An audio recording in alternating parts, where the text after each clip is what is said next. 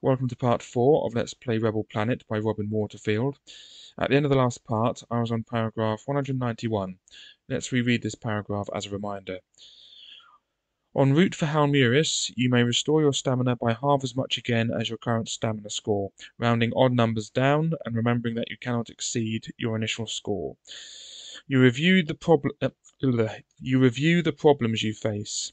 You have no equipment or weapon, though you still have your money, and there is a spare anti-grav pack on board your ship. Halmuris is a bleak planet. The terrain is wild and mountainous, and some of the mountains are active volcanoes. It is a planet which is still going through the last violent stages of creation. It is very hot in the daytime and fatally freezing at night, when the hot bluish sun sinks below the horizon and the 3 moons become visible. The moons cause vast tides on the planet. If you have to spend a night out on Halmuris, you would be well advised to choose somewhere warm and far away from water. The inhabitants live in small settlements which were originally scientific research establishments and are clustered quite close together, with the spaceport on the high plateau region in the south of the planet. This is to avoid the huge tides which ravage the lower-lying areas, which are punctuated by sudden inhospitable crags.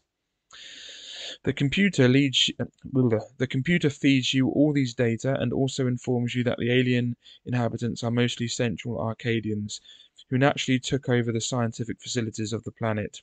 All you know about the underground leader is that he or she is an assistant at the agricultural research settlement. When you land on Halmuris, you find that your limbs feel heavy. The higher gravity of this planet means that for the duration of your stay here, you must lose 1 skill point. This makes finding a weapon even more vital. There is none of the customs and immigration hassles that you expected. Instead, you are simply ordered to remain in the spaceport area until your ship is unloaded and your passenger is ready to embark late the next day. It is now mid-afternoon, with 4 hours to go until sunset. Will you first investigate the possibility of getting hold of a sword, 10 to 273, or of learning the whereabouts of the agricultural station, 10 to 173? Okay, we are going to investigate the possibility of getting hold of a sword, and 10 to 273.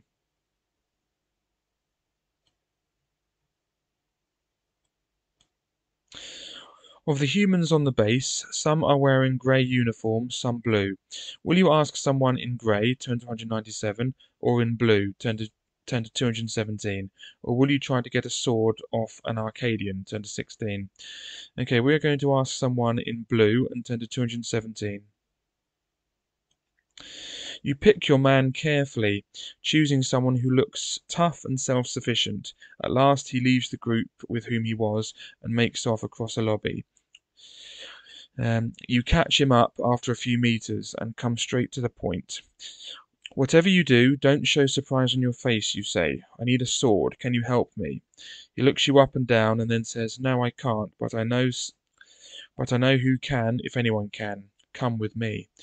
Will you go with him, turn to 399, or leave him and try elsewhere for a sword, turn to 137? Okay, we're going to go with him and turn to 399.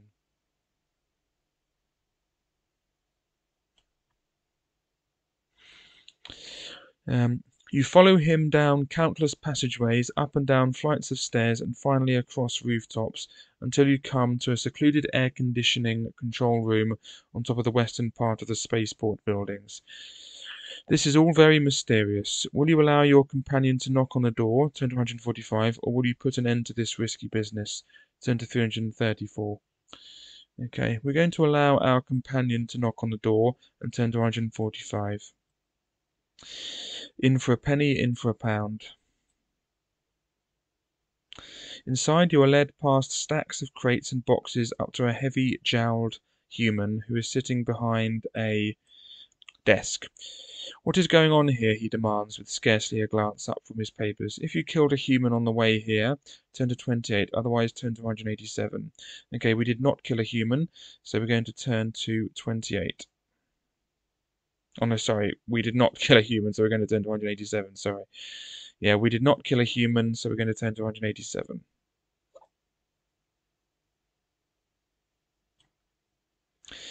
Will you ask if he can supply you with a pass for the shuttle service to the agricultural station, 10 to 385, or with a sword, 10 to 286? Okay, we're going to ask him if he can supply us with a sword, and 10 to 286.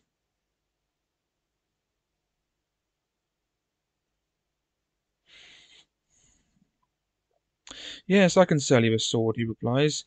It'll cost you 1,000 credits. Do you have enough money? If you do, and you are prepared to pay this exorbitant price, do so and then turn to 84. If you cannot or will not pay him, you will have to do a job for him instead. Turn to 238. Okay, we do have the money and I am willing to pay it, so we're going to pay 1,000 credits for a sword. So that puts us down to 670 credits. Subtracting 1,000 is really easy, isn't it? And we're going to turn to 84 and get a sword.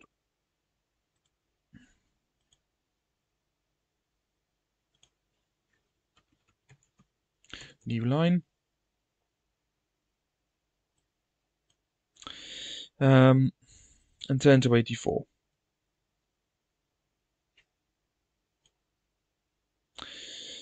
You turn away only to find your way barred by the black marketeer's man. Just before you go, says the oily voice of the black marketeer behind you, tell me what you are up to. I may want to be cut in. This treachery makes you angry, but anger lends speed to your reactions. You cut down the man at the door before he has time to do more than twitch and spin to face the black marketeer. He moves fast for a heavy man. Black marketeer, skill 6, stamina 10. During the fight, a crate is knocked over and falls into the air conditioning unit, which sparks and then catches fire. By the time the fight is over, the fire is blazing. If you win, turn to 112. Okay, so Black Marketeer 6 and 10.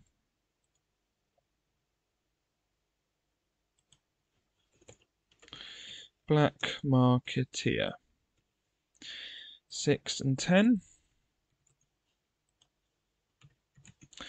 Let's do this. So my skill is 10 because I lost 1 point because of the gravity, didn't I? Presumably that's happened to him and his skill should be 7, but who knows. Anyway, my skill is 10, his is 6. Let's do this. Yep. 6 plus 11 is 17. I get 13. So 17 to 13. That means he wins. Puts my stamina down to 20.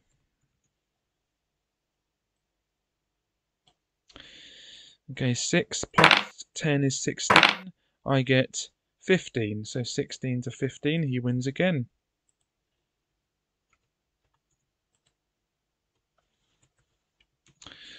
Would have been the same if I hadn't lost a skill point. Puts me down to 18. It's quite tough for a large, portly man. Okay, 6 plus 7 is 13. I get 14. So 13 to 14.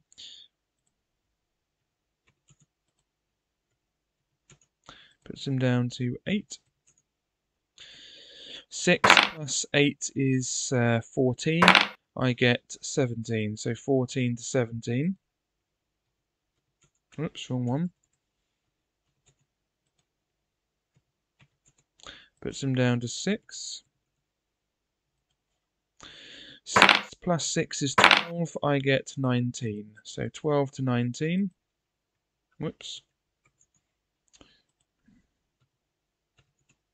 Puts him down to 4.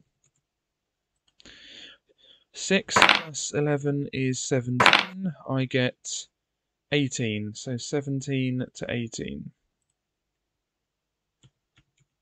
That means I just win that one. Puts him down to 2.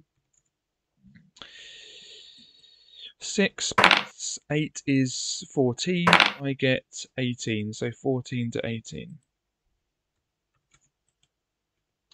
And that's the end of Mr. Black Marketeer. Yeah, Black Marketeer. Okay. Okay, that's that. Move any buzzing, if there is any, I can't remember. I don't have my earphones in because there's no music or anything. Nothing to listen to. And there's nothing to which to listen, rather. Anyway, turn to 112, which is 8 14s. Yes, it is. No, it's not. Yes, it is. It is 8 14. Sorry, I'm being stupid. Yes. Anyway, 84 we're on, and we're going to 112. The fire is preventing you from making what could have been a very profitable search. If you have time to grab, you have time to grab only one object. Roll one die. If the number is even, turn to 122. If it is odd, turn to 253. Okay, let's roll one die. It's an odd number, so we are going to turn to 253.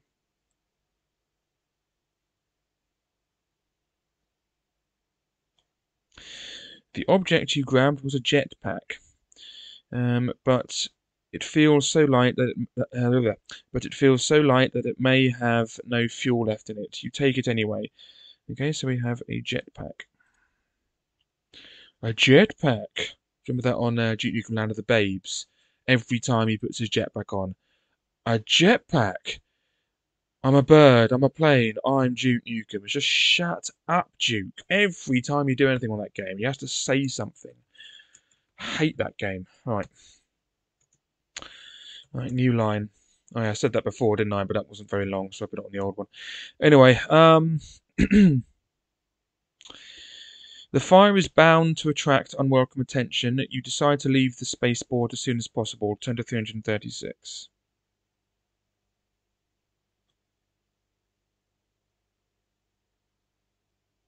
I mean, on Duke Nukem Time to Kill, if you put the jetpack on, I mean, very rarely he'll say, time to jet. That's it. And that is tolerable. But every time you pick up a jetpack, get it out, do anything, every time he has to say that. Just shut up. Anyway, it's just like on the game when you're. I said this during my playthrough. Every time you kill an enemy, he has to say something, and you have to wait for it to load. You have to shoot someone. It goes, do. You have to wait a bit, then it loads. No pain, no gain. Every time you shoot someone, you have to say something. You know, who designed that game? It's really annoying. Anyway, you return to the main part of the spaceport to get your bearings. The freezing night is not far off. How will you get off the base? It is surrounded by a high perimeter wire fence, and both its main entrances to the west and east are guarded. If you have a jetpack, turn to 128. If you have a pair of wire cutters, turn to 393. If you have neither of these, turn to 2. Okay. Okay, we have a jetpack. I just got it. So let's turn to 128, which is 8 times 16. Yes, 128.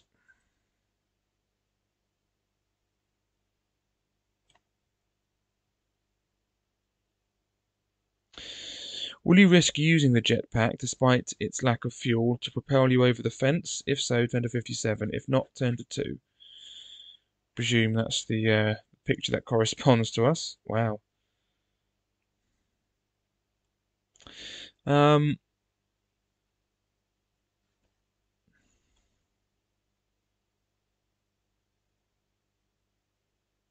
Okay, what is our luck? Let's have a look at what our luck is. Well, we have 11 luck. I think I will risk it. Let's turn to 57. There's that picture again. So let's turn to 57, which is 3 19s. You find a secluded part of the perimeter, slip the harness of the small jetpack over your shoulders, and press the ignition button. It coughs and fails, but it starts on the second attempt and lifts you easily over the 10-meter fence. And before failing again, you fall heavily to the ground. Test your luck. If you're lucky, turn to 359. If you're unlucky, turn to 304. Okay, so first of all, let's use a luck point. Do that now, and then let's test our luck. So we need this to be 11 or less, and we get 7. So we were lucky, and we've already removed the luck point. So that's that. And we were lucky, so turn to 359.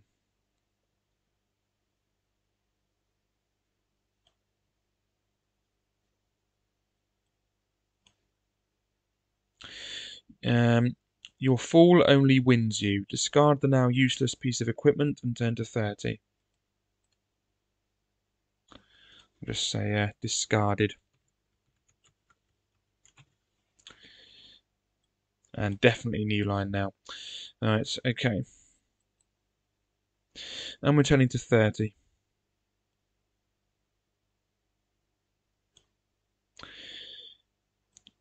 You are on the eastern side of the spaceport. There are various paths which you could take. Will you go east, turn to 245, north, turn to 342, or south, turn to 181? Okay, we are going to go east and turn to 245.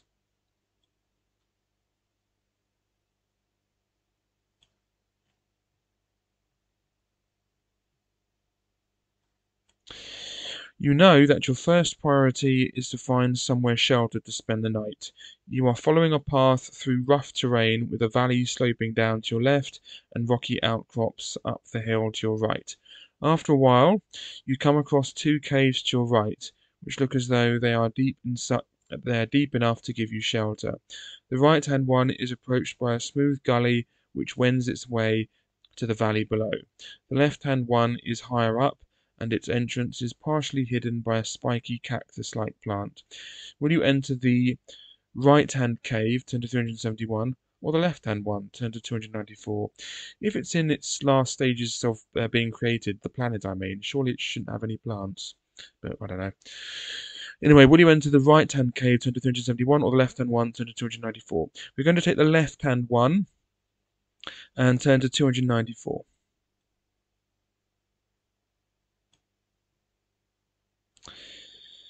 As you approach the mouth of the cave, you stumble on a loose rock. Test your luck. If you are lucky, turn to 193. If you are unlucky, turn to 143. Okay, so our luck is now 10, so let's put it down to 9 because we're using a luck point. And then let's see if we get a dice roll less than or equal to 10. And we do, good. So we were lucky, and that means we are turning to 193.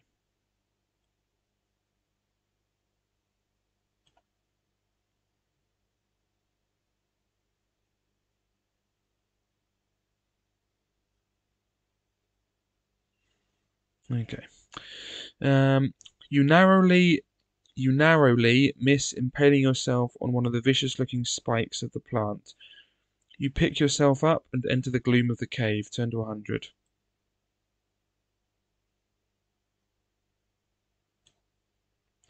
As you go further into the cave, you notice a smell of sulfur, or something like it. It is not too strong, however, and you take it as a good sign. If there is a slight vent to the turbulent volcanic interior of the planet, then the cave should stay above freezing all night. You find a reasonably comfortable spot and settle down. If you have some food, turn to 73, otherwise turn to 18. Okay, we do not have any food, so we are turning to 18.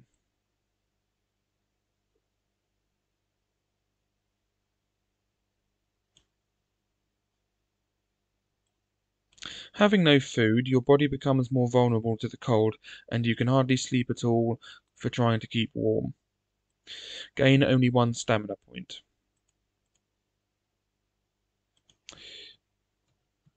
Puts us up to 19. In the morning, you follow a path heading roughly northeast until it divides.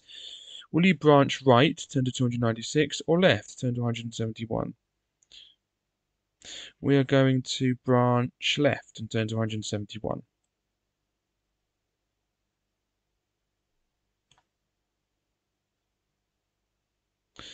Okay. You walk on for about an hour and then stop to rest and shelter from the heat. Gain 1 stamina point. That puts us up to 20.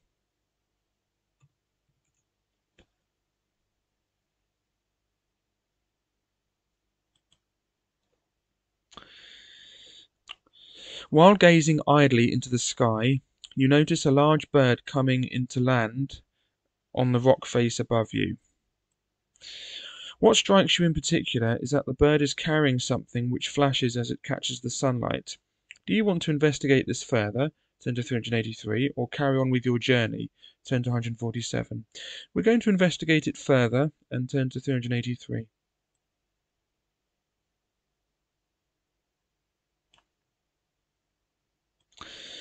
The cliff should Yeah, the cliff should not be difficult to climb.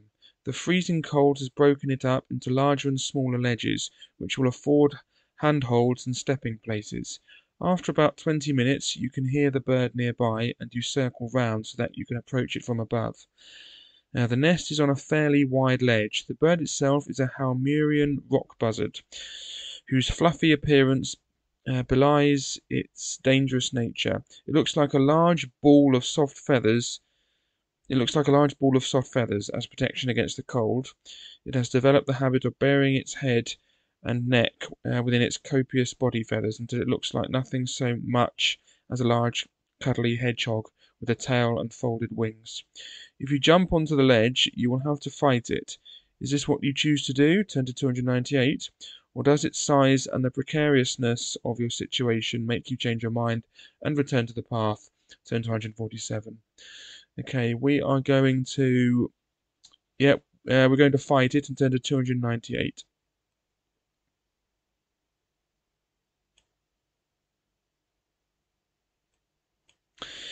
You leap down onto the ledge away from the nest so as to have a secure landing. Your precipitous arrival awakens the bird, which instinctively attacks you. Rock buzzard, skill 6, stamina 8. If you win without being wounded by its beak or talons, turn to 40. However, if you are wounded once, this means that the bird has gotten past your flashing sword, and its weight will knock you off the ledge to die on the path below. Oh dear. Okay, so this is not a very good fight, is it? So its skill is 6, my skill is 10, so we're fighting a rock buzzard. If I lose at this, I'll just have to try again, because I'm not doing the whole book again, it's just silly. Rock buzzard. Skill 6.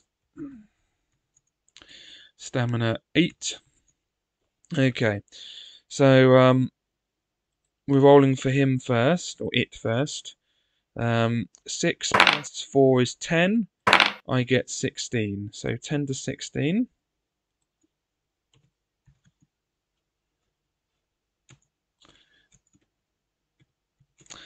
Puts it down to 6. 6 plus 8 is 14. I get 17, so 14 to 17. Puts it down to 4. 6 plus, oh dear, 9 is 15.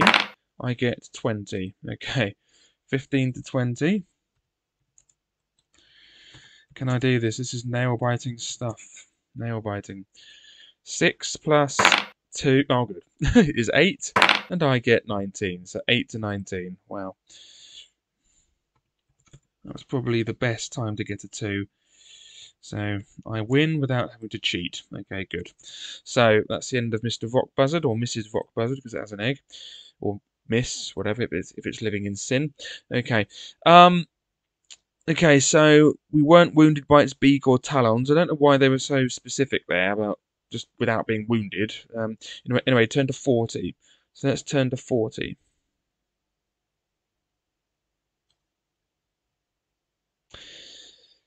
Curiously, there is no immediate sign of the shining object the bird was carrying when you first spotted it. Then you notice 2 deep fissures in the ledge, into which you could insert your hand. Will you try the left fissure, turn to 14, or the right one, turn to 355? Alternatively, you could decide that anything could be living you could decide that anything could be living in such cracks, and that it would be best to return to the path without taking any further risks. 147. Okay, we're going to try the right fissure and turn to 355.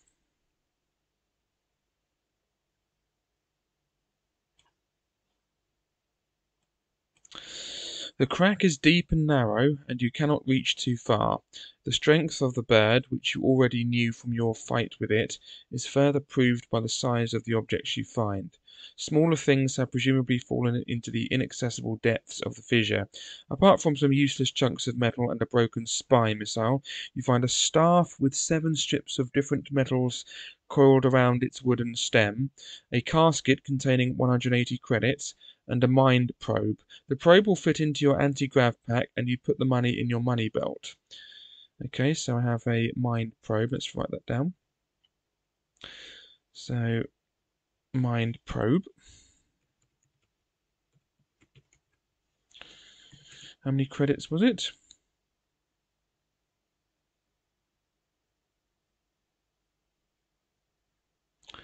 180. So that puts us up to 770, 850. So we now have 850 credits. I'm not entirely sure mind probe. Oh, I'll just leave it as hyphenated. Doesn't matter. But if you take the staff, it will make your descent down the cliff more risky, since you will have to carry it by hand. Even more alarming is the fact that a faint power seems to be suggesting that you take the staff. You cannot tell whether the power is good or evil, but you are able to resist it if you want to. Note down on your equipment list what you take. Will you now explore the other fissure, 10 to 14, or climb back down to the path to continue your journey, 10 to 10? Okay. Okay, we're going to take the staff with 7 different metal strips or whatever. So we're going to take the staff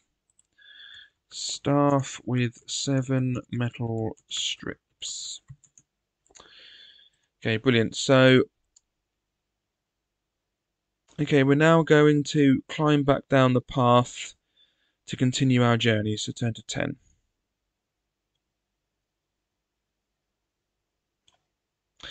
If you are carrying a staff with you, turn to 49. Otherwise, turn to 147. Okay, we're carrying a staff with us, and we're going to turn to 49 because I just picked it up. If you were bitten by a saw-toothed rat, turn to 98. Otherwise, turn to 232. Okay, we were not bitten by a saw-toothed rat, so turn to 232. Sorry. Excuse me.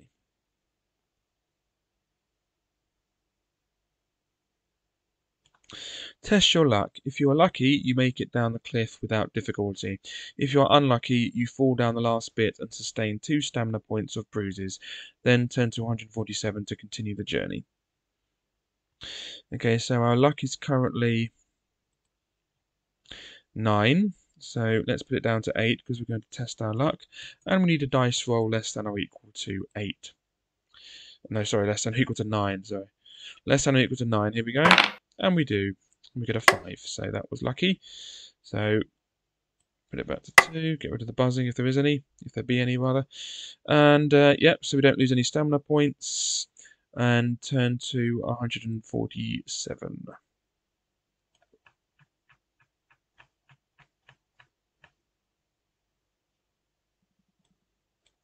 In a short while, your path is joined by another to the left. Will you continue straight on, turn to 114, or take this branch, turn to 108? Okay, we're going to take the branch to the left and turn to 108.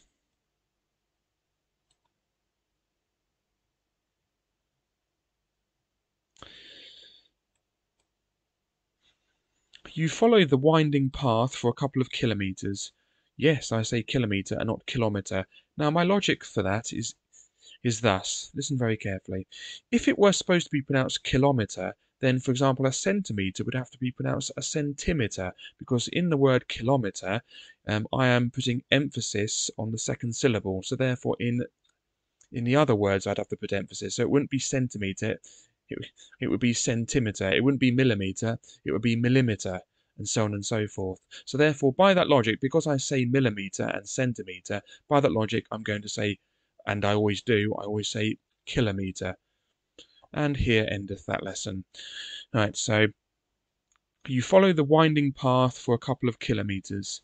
Suddenly, your attention is caught by a shadow on the path. And also by that logic, it wouldn't be milliliter, it would be milliliter, wouldn't it? Because I'm putting emphasis on the second syllable. So I don't know why that word has to have why some people put emphasis on the second syllable when the other ones aren't. That's inconsistent logic, isn't it? So therefore, I always say kilometer. and I consider saying kilometre pretentious. Anyway, I will read the paragraph now. You follow the winding path for a couple of kilometres. Suddenly your attention is caught by a shadow on the path. It's not that the shadow is particularly odd in itself, it's that there is nothing around to cast it, and it is moving towards you. When it is about a metre away, it stops. To your amazement, a shaft of light emerges from the ground where the shadow is. Within the shaft is a form of some kind, which is constantly changing. If this is science, it is beyond human or Arcadian knowledge. You appear to be in the presence of some unknown force. It does not seem hostile, but being alien, it is difficult to judge. Will you run away from this encounter, 10 to 120, or wait and see what happens, 10 to 236? Okay, we're going to wait and see what happens and 10 to 236.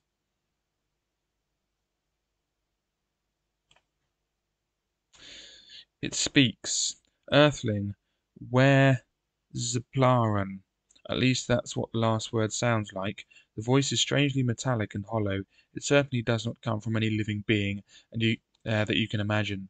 Perhaps it is a robot of some kind. If it is, then you could attack it. Is this what you choose to do? Turn to 179. Or will you try to talk back to it as it inches ever closer to you? Turn to 195.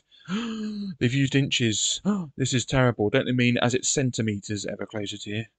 Anyway, we're going to try to talk back to it as it's centimetres ever closer to you, or rather to us. Turn to 195.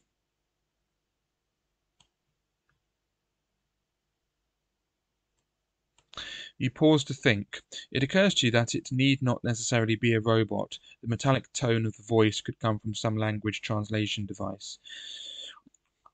What is this Zaplaran it's asking about? It can speak enough Arcadian to cover everyday objects, it seems. If you have a strange staff or a mind probe, you could see if one of these is what it wants. Will you try the staff, turn to 267, or the probe, turn to 226? If you have neither of these, or choose not to give them up, turn to 179. Okay, we're going to try the staff, and turn to 267. This Zaplaran, you ask, finding yourself speaking the same pidgin Arcadian as the weird thing. Zaplaran, replies the thing in a voice which sounds decidedly unfriendly to you, but is apparently not. The staff is whisked out of your hand into the shaft of light, where it hangs suspended by goodness knows what. Both the changing form and the shaft of light proceed to vibrate very rapidly, but in eerie silence. If the staff is broken, turn to 179, otherwise turn to 308. Okay, it's not broken as far as I'm aware, so we're going to turn to 308. Now I have power, says the being, enough for even my voice box to function correctly. A wheezing noise follows, which you think might be a laugh. I can grant you one favour with this power, then I must return to my galaxy. This is to repay you for rescuing the Sublaran from the darkness where I cannot go. Will you ask it to restore some of your stamina, 10 to 363, or if by any chance it knows the whereabouts of the man you are seeking, 10 to 377? Okay. We're going to ask about the whereabouts of the man we're seeking, so 10 to 377. And I no longer have the staff, so staff is being given, so I'll just write that. 377 before I forget. Given away.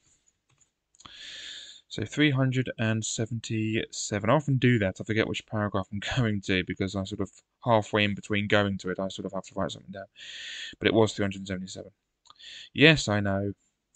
Yes, I know, it replies. Nobody notices shadows in shadowy places, so I hear things which are denied to others. His name is Dorado, or Dorado, whatever, and he is working in the fields. I was by his side, though he didn't know it. When he sent you the password. Password? What password? You exclaim. No password got through to Earth. I detect the hand of treachery. The alien being is fading fast, but as it goes, it calls out, "The bitter sea."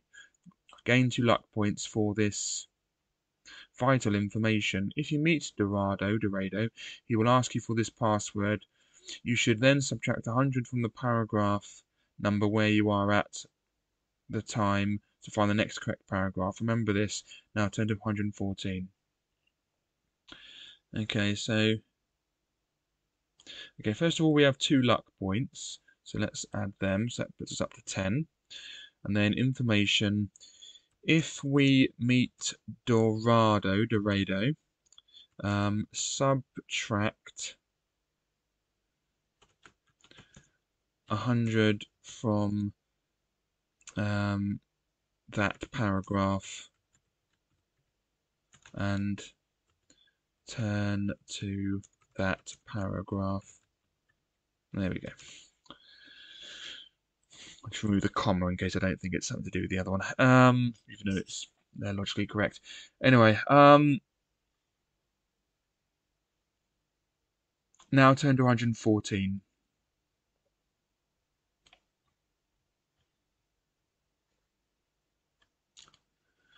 Your path winds through a rocky gorge which narrows until there is only room for one person to squeeze between the 2 cliffs. Then, laid out in front of you on a plain, is the agricultural station. There are fields of experimental shrubs being tested for survival in this harsh climate, which are being tended by human workers, and beyond the fields is the station itself, a building insulated within a thermodome. Will you back into the rocks and make your way round to the building, 10 to 88, or approach some of the humans in the fields who appear to be unguarded, 10 to 22? And we will find out what we're going to do in the next video. So I'll just write down on paragraph 114. Someone left a comment on part 3 stating I should complete this in this video. No, that's not going to happen. I would say we have, how many videos we have left? We might be able to do this in the next video. So minimum 1 more video, but it shouldn't take more than 2, definitely. I'm approaching the end, but it's still quite a bit to go. Yeah, so that's that. Yeah, in the next video we will be deciding whether to back into the rocks or approach some of the humans in the fields. So thanks for watching. Hope you enjoyed this part, and goodbye.